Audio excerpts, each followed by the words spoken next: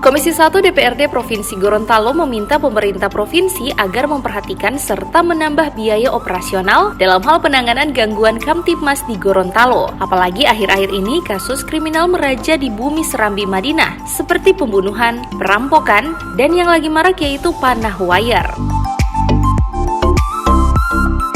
Hal ini terungkap pada rapat dengar pendapat jajaran Komisi 1 bersama Badan Kesatuan Bangsa dan Politik serta Satuan Polisi Pamong Praja yang berlangsung di ruang Komisi 1 dan kegiatan tersebut dipimpin oleh Ketua Komisi Awe Talib.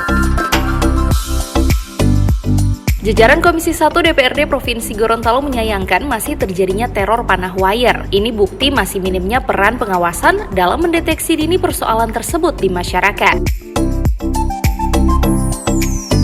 Dalam diskusi bersama Kesbang dan Satpol terungkap salah satu faktor penyebab lambatnya penanganan disebabkan masih minimnya fasilitas serta operasional yang dimiliki Badan Kesbangpol Provinsi maupun Satpol PP dalam mencegah maupun mendeteksi lebih dini.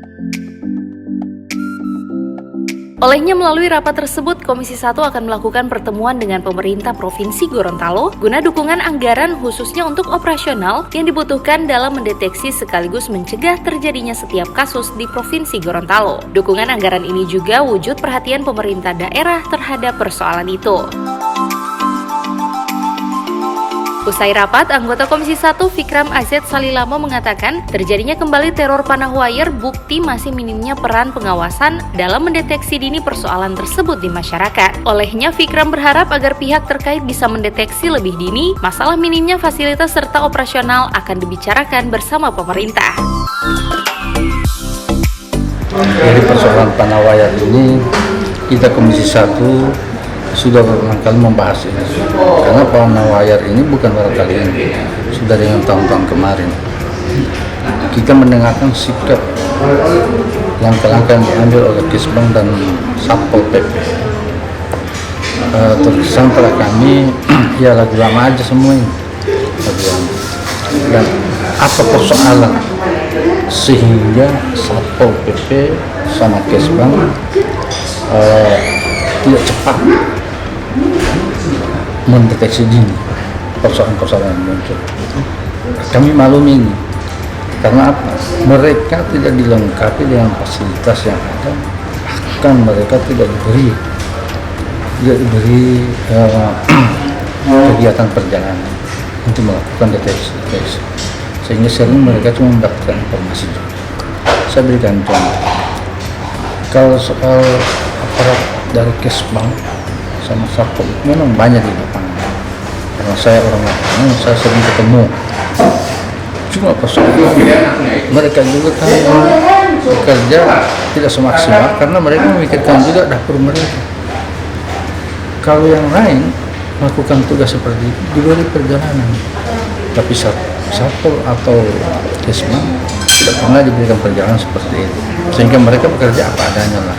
Nah, ini yang barangkali perlu disikapi oleh pemerintah. Coba berikan porsi tersendiri pada mereka, agar mereka memang melaksanakan tugas mereka memang benar-benar sesuai dengan apa yang diperlukan mereka. Selain itu, jajaran Komisi 1 berharap pemerintah daerah dapat mengalokasikan anggaran kepada instansi terkait dalam menangani setiap kasus Kamtibmas yang meresahkan masyarakat. Komisi 1 juga menghimbau penanganan kasus seperti panah wayar tidak hanya dilakukan secara maksimal oleh pemerintah dan instansi terkait, tetapi harus melibatkan tokoh-tokoh agama.